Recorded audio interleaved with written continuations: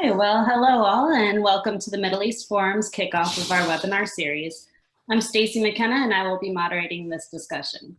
Today we have the Middle East Forum's president, Mr. Daniel Pipes, here to speak on conspiracy theories in a time of virus. Mr. Pipes will speak for roughly 5 minutes on the topic, then open it up for questions. Should you wish to ask a question, please use the Q&A box located at the bottom of your screen. If you have any comments or questions not related to the topic, please use the chat box to message me privately.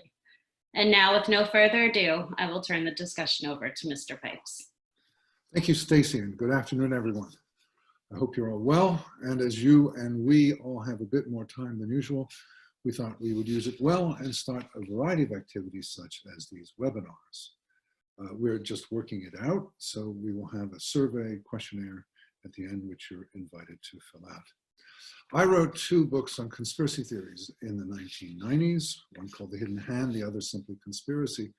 And after writing those 2 books, I vowed to leave the subject. It's something of a cesspool, it's something of obsession, and I have pretty well stayed away from it. But the current situation prompted me to take another look at it. And I did so because increasingly one hears voices that are saying that the source of this problem is not in communist China, but rather in the United Kingdom, United States, and Israel. And this reminded me of my books. I have 2 main points to make. One is that this fits a medieval pattern, and 2, it should be taken seriously and refuted. So medieval. The pattern that I'm about to explain goes back to the Crusades, to about 1100, when Europeans found that 2 alleged conspirators were behind all the world conspiracy plots that they could think of. One was the secret societies and the other was the Jews. Secret societies include such names as the Knights Templar, a crusading group, the Freemasons, the Jesuits, the Illuminati, the Jacobins, the Council on Foreign Relations, the Trilateral Commission, and so on. The Jews obviously are self-evident, but the principal idea here is that there's an elders group. There is a group that tells Jews what to do. And this has changed over a couple thousand years, from the Sanhedrin to the Alliance Israélite Universelle in the 19th century to AIPAC today.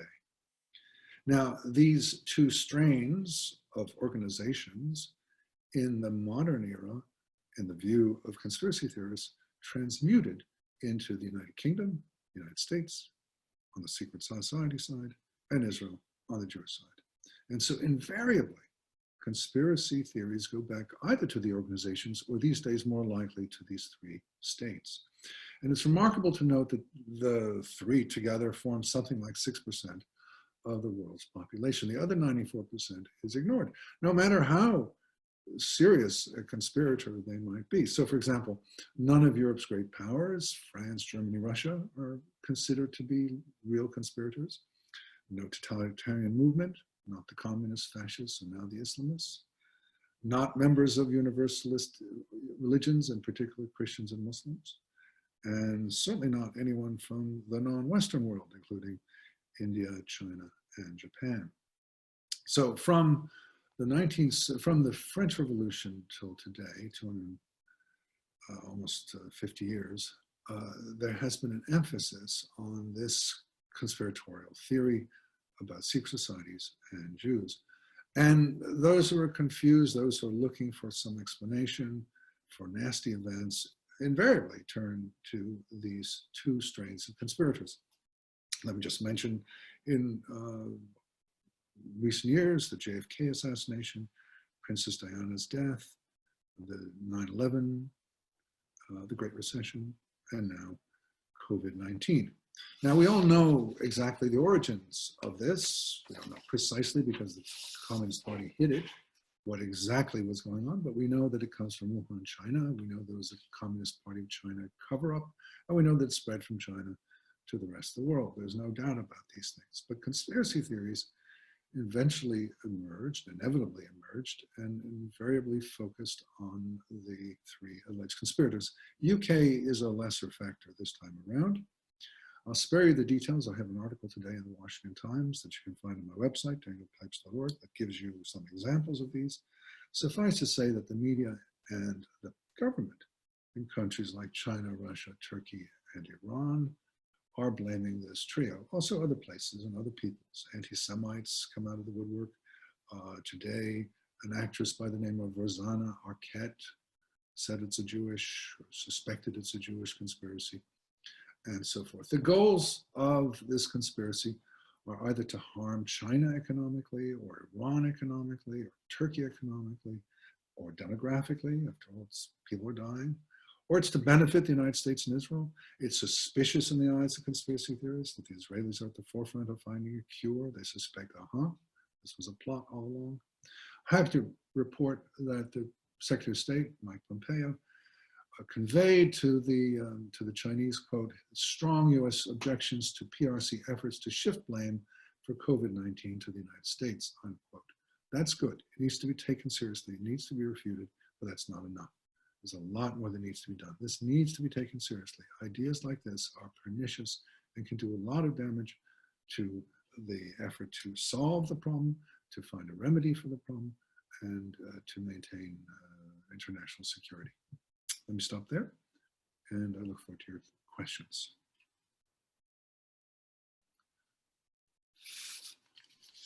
Thank you so much, Mr. Pipes. We have a few questions coming in. One is, Bernard Lewis once told me that really fanatic Jew hatred was imported into the Muslim world by Christian Arabs in the 19th century, probably instigated by French Jesuits.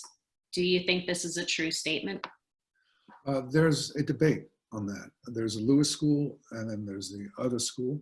Lewis school is, as you just heard, that this is an imported bunch of ideas from the Christian world. The other school says, no, no, no. If you go to the Quran and other early Islamic scriptures, you will find the premises of anti-Semitism, of obsessive anti-Semitism, conspiratorial anti-Semitism there. I'm in the Lewis school.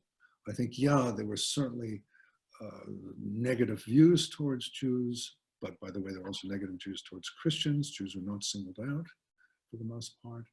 That it's with the 1840 Damascus affair that for the first time you had Christian conspiratorial anti-Semitism enter into the Muslim world. The Protocols of the Elder Zion, 60 years later, 80 years later, had a big impact, and so forth. So yes, I agree with Lewis. This is basically a Western, a Christian idea that was imported to the Muslim world. Great, thank you for your answer. And this is coming from Canada. Is there any way that those who engage in BDS and anti-Semitic conspiracy theories could be denied any Israeli vaccine? That is a nice idea, but no, I don't think, practically speaking, that will happen. Now, there was a little controversy in Iran where a leading mullah, leading cleric, an Ayatollah, in fact, said, well, in general, you can't buy anything from the Zionists, but if they're the only ones to have the cure, then you can do so. This was reported in a newspaper. Promptly, 2 hours later, his office said, no, no, no, we never said that, we didn't mean that. So it's a little bit up in the air. Clearly, if the Israelis are the only ones to have an antidote, they will not try to stop others from getting access to it, nor could they. So I think it would be a great thing for Israel if it in fact is at the forefront of finding an antidote, though there will be conspiracy theorists who say, this was all a plot. The Israelis created the virus and then they created the antidote to the virus. You can't stop that. It's inevitable. But you can refute it. You can argue against it. You can point out the absurdity of it. We know where this came from. It did not come from Israel. This problem, I mean. Okay. And what more can be done in addition to what Mr. Pompeo has done? Is there anything Israel can do? Well, it's building on what the Secretary of State said. It's reiterating it. It's providing details. It's taking it seriously. In other words, the temptation with crazy conspiracy theories is to roll one's eyes and say, that's ridiculous, and I'm not going to dignify it with an answer. And I'm arguing the opposite. In fact, I did a paper for the CIA some 30 years ago that argued, yeah, take it seriously, refute it, don't ignore it. So build on it. have others say similar things and provide details, show that this is absurd.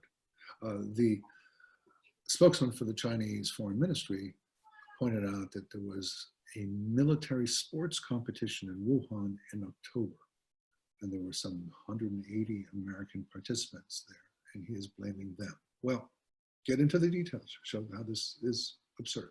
This did not happen. We don't operate like this. We never do that sort of thing. And it is false in the particulars. Okay, another question we have is, how much is Iran behind this current conspiracy with the coronavirus and the Jews? Well, the Iranians are certainly an element in it. So are the Turks.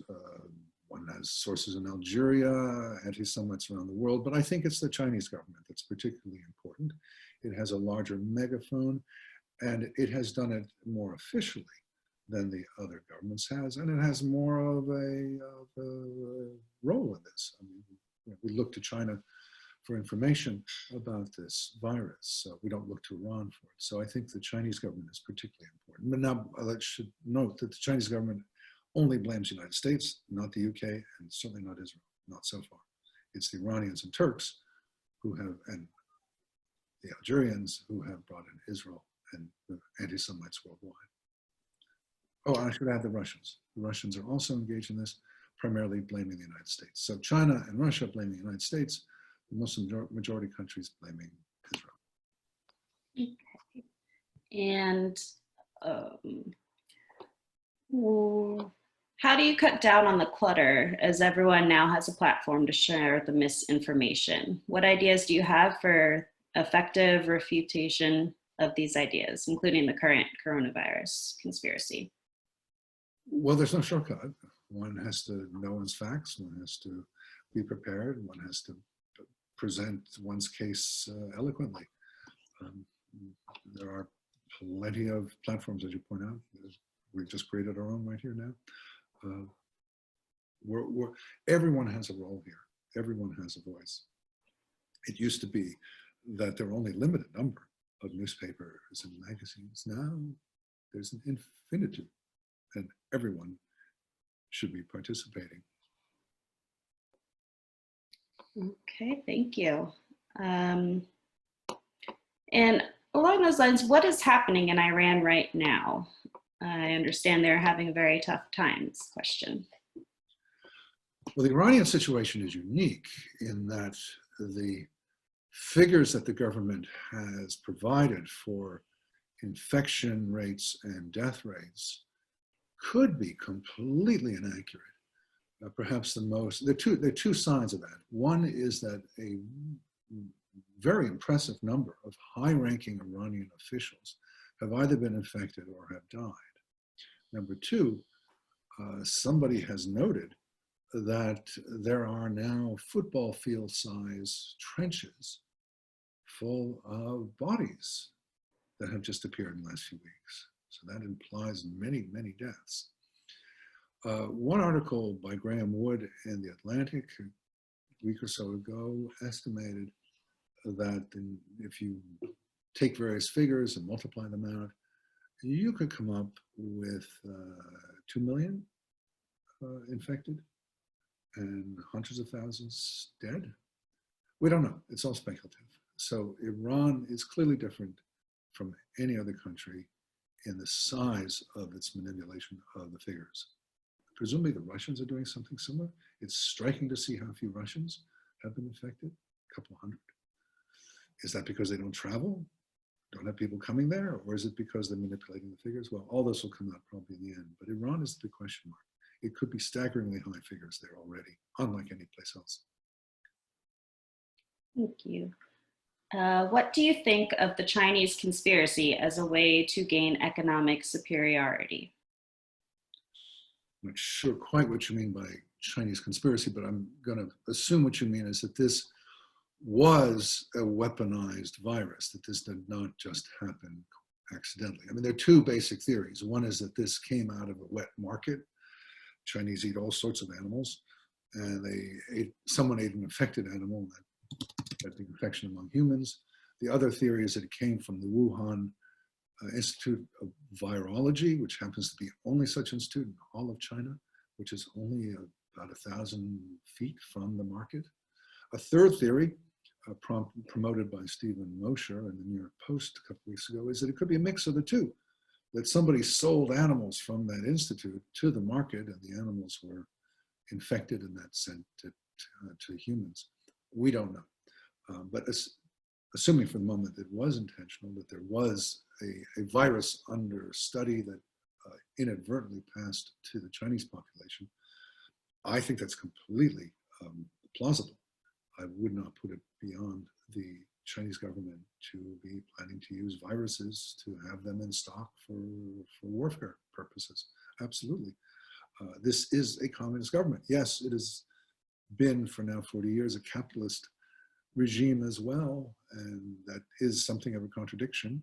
But the Chinese Communist Party realized 40 years ago that the way to stay in power and the way to become more powerful is to become capitalist, that the state capitalism model didn't work. So you have to go with the times. And it is still a communist party, and Xi is definitely a communist leader. So yes, absolutely plausible that the Chinese would have done this. What's striking is that, for example, President Trump yesterday in 2 tweets referred to the Chinese virus, and he's being called racist. It's not racism, it's accuracy. I mean, COVID-19 is also a fine way of describing it, but we have the Spanish flu and the West Nile virus and the Ebola virus and the Lyme disease and others that have geographic indicators. And what's wrong with calling it Wuhan or Chinese virus? Nothing racist about that. Okay, so to what degree are the, how do we ensure that the Communist Party of China is held accountable for this global disaster, which is certainly the product of their political behavior or cover-ups and lies? Well, it's very important that it be studied where this came from, that we find out eventually how it came to be. I know that this is a subject of great interest right now, but the Chinese government is doing its best to hide it. So, yeah, people who really understand these things need to be looking very closely at the origins of this virus. And I assume that it will come out, if not sooner than later. Okay, and what is your opinion of the Trump and administration's response? Obama out 160 days prior to Hu declaration. Trump closed entries 2 days after. So I'm not quite getting the question. I suppose that would be just how do you think that President Trump is handling the situation currently? Not well. This is not the sort of thing he's good at. He's good at figuring out sort of political pulse of the country. Something complex, scientific of this sort is not his strong suit. And I think basically the federal government has been sidelined. It's the governors and mayors who are making the key decisions. And it's Congress now that's taking it up. White House has been behind. Not a good time for him. In this election period, he is not looking competent at the #1 issue of the moment. All right, thank you so much for your time, Mr. Pipes. We have come to the close of our webinar. There will be a short survey to fill out at the end to help us better serve you going forward. We will also be sending out an invitation to a webinar this Friday, March 20th at 1 p.m. Eastern Time with Jonathan Tobin, Editor-in-Chief of JNS, on Understanding Israel's Deep Changes, the Electoral Cycle. Thank you again for joining us and have a wonderful day. Thank you.